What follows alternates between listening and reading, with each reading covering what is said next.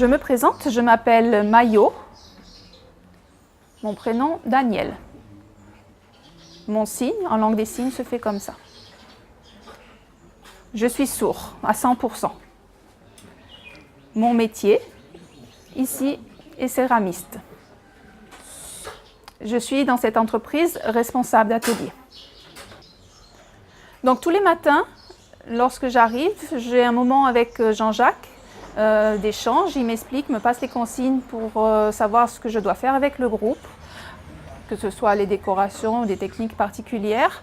Une fois que c'est prêt, je prépare tous les outillages et les instruments.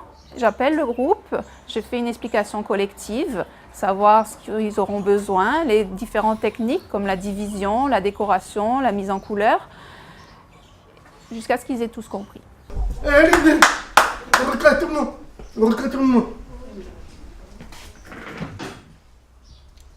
Ta colorature, color betrapel. Mais autre, copier ton cré. Justement, au début, c'était tout nouveau. Il y a eu des personnes entendantes qui sont arrivées, on s'est présenté, on a appris quelques signes.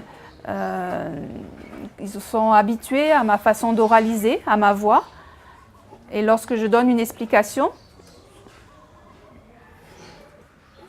j'utilise les gestes, bien sûr, mais je rajoute la voix. Il y a quelques personnes qui peuvent ne pas me comprendre. La majorité me comprennent.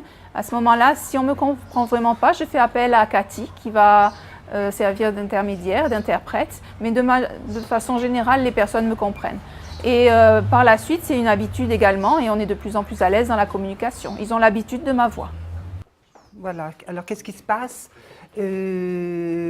Donc, tout à l'heure, je t'ai expliqué au niveau des couleurs, les fameuses couleurs claires et le filet. Mais le filet doit être foncé. Donc, à la base, c'est une entreprise céramique. Tout comme n'importe quelle autre entreprise, on est à égalité au niveau législatif. Maintenant, ce qui est en plus, on remarque que par rapport aux situations des personnes handicapées, il y a beaucoup d'obstacles. Et l'idée, à l'origine, était de créer un centre de formation avec l'entreprise, puisqu'on remarque qu'il y a beaucoup de carences en pédagogie ici au niveau de la céramique. Donc l'idée était de créer cette entreprise en lien avec le centre de formation pour satisfaire le public.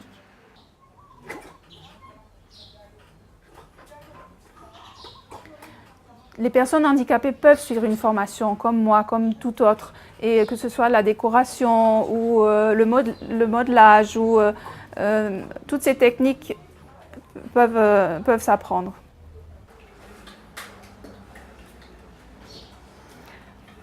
Donc bien sûr, on est spécialisé, donc on n'a pas de problème pour s'adapter. On a l'habitude de respecter les personnes handicapées et on travaille bien sûr en relais avec le médecin du travail qui nous a habilités à recevoir le public. Il faut adapter par exemple les chaises. Sur une journée de travail, on est assis forcément. Donc il faut vraiment donner un maximum de confort et de technique. Je ne remarque pas jusqu'à présent de gros problèmes. Moi-même, je suis handicapée et je connais bien la situation.